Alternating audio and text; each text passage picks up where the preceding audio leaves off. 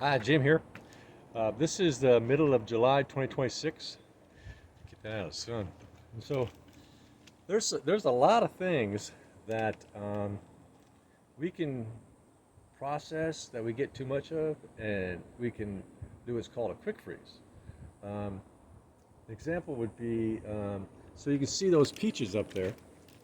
So those peaches up there, uh, those are going to be cut down. I'm gonna cut that peach tree down. So those peaches, um, those are going to be quartered, hind quartered. Moo. So I'll be quartering those, and some of them, um, I'll be pureeing them and put them, and I'll flash freeze them. And oh, that big branch collapsed. Too many peaches on it. Oh well. And so, and then same thing with these grapes. So these are red table grapes. So I'll take them off the stems and all that, and then put them on these big, huge trays and put them into my flat freezer and quick freeze them. And I'll use those for sweeteners in my teas and my soups and my stir fries. And I leave the fiber. I do not juice anything. Um, Everything that I that I grow, I do not juice it. I keep all the fiber in everything. Um, I'll puree it down and add the whole thing into whatever it is meal that I'm going to come up with. And so I also grew a bunch of zucchini, and these are my raspberries here. There's some blueberry bushes back in there, so you can see those are blackberries along the fence there. And then there's blackberries, a couple of rows of them back there, and lots of peaches. And then same thing with this. Oh, there's a bee right in there. She's in there looking for something. You'd be amazed at what bees actually they find proteins in all kinds of different places. I've seen them scraping stuff off of all kinds of weird things, um, organic things. There's things that grow bacteria or something because they'll grab bacteria for the same reason they grab pollen, protein.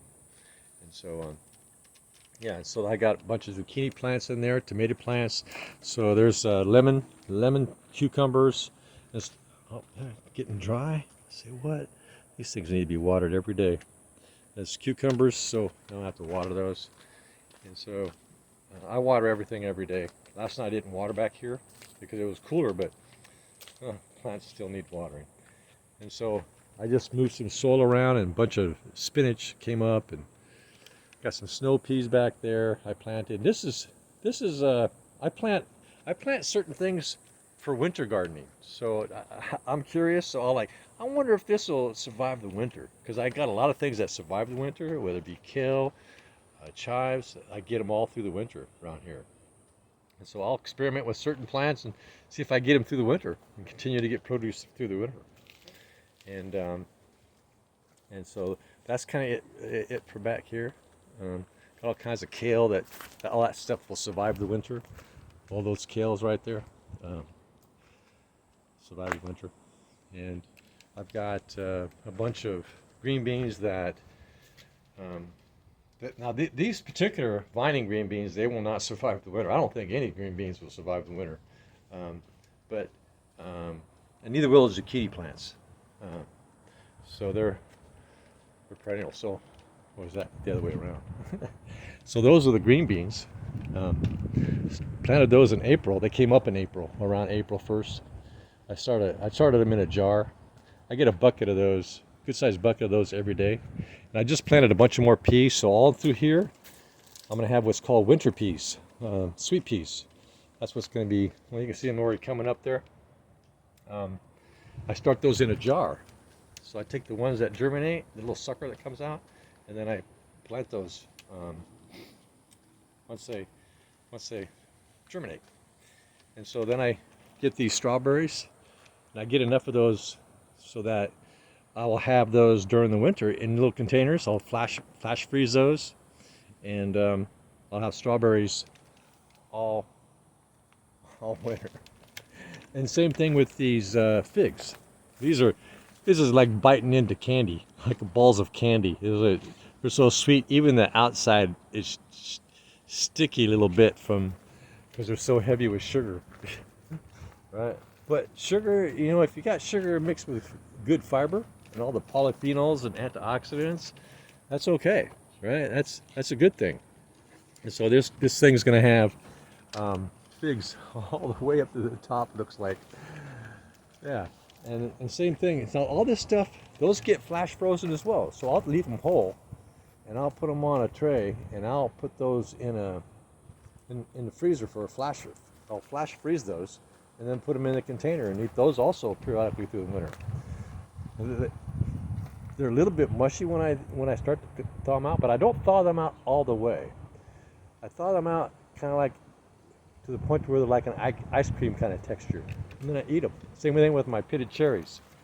I picked all the cherries from that tree. The bees did a good job pollinate those. I'll be having cherries all winter. And same thing with the apple tree, right? So those apples will be quartered. Some will be cooked and put into turn into applesauce. And the quartered ones, by cutting them and keeping them in water, and then quick freezing them, they don't turn brown, right? Apples. And those, and same thing with, so the tomatoes, all those are tomatoes over there. And so same thing with the tomatoes, I'll take those and I'll freeze those and in large quantities, in big baggies. And then once I get enough, those are the large jumbo cherries. Once I get a certain amount, I'll take them all out and put them in a big, huge pan, and I'll cook those down into a pasta sauce texture, and then freeze those in serving containers. And I have my pasta sauce for my pasta noodles, you know, certain kinds that I buy, whole grains, stews, chili. Yeah, don't get all those chemicals and all those other dyes and everything in my food. All organic, 100%, right? No way to fly. And it'd be amazed. People would be amazed if they, you know, even an 8 foot by 8 foot section of garden can produce a lot of food, right? Oh, a lot of food. 8 foot by 8 foot. If we manage it correctly, grow lots of food, even for a family of 5. And so, if it's done correctly. And so anyway, I thought I'd share this. And so here's some kale growing here. There's some black or purple burgundy green beans. I just planted some more zucchini plants about 3 weeks ago. Started those from some seed in a jar. They germinated, and then I put them in the ground. So I'm curious to see how long I can get zucchinis if I start them in mid-July, around 1st of July. See how far I can get them into the wintertime. I'm doing some garden experimenting, because as climate changes, you know, climate change, what we used to grow somewhere or couldn't, now we can or can't. So, you know, so I'm experimenting with this climate change situation, because last winter was, I wouldn't know if you can even really call it a winter, really. I mean, the days were shorter as far as daylight goes, but my bees were out all winter, every day, except for when it was heavy rain. There was a couple of days we had some snow on the ground, but they started coming out on the second or third day when it stopped snowing. They start coming out, orientating. And for my bees, I only had one hive that made it through the winter, that I got into the winter, started into the winter. It's a swarm I caught last year, and they, by April 1st, I had to do a split, because it didn't look like there was any more room for even one more bee in there. So I split it. And so, and that's kind of it. So flash freezing is a good way, you know, invest in a freezer, a type of deep freeze, you know, chest freezer of some kind, if possible, and a good size one. And by keeping it full, the freezer will use less energy. Same thing with the refrigerator. Try to keep your refrigerator full, even if it's just bottles of water or even bottles of air. That's right. Because when we open up the refrigerator or freezer, that cold air gets lost. But by having the freezer full, that air actually, not much is getting lost, right? And it just chills right back up immediately instead of having the refrigerator come on for 15 minutes to recool that empty air that's in there that was lost. Anyway, I used to be a major appliance technician for about 30 years. Yeah, got a degree in that, major appliance tech.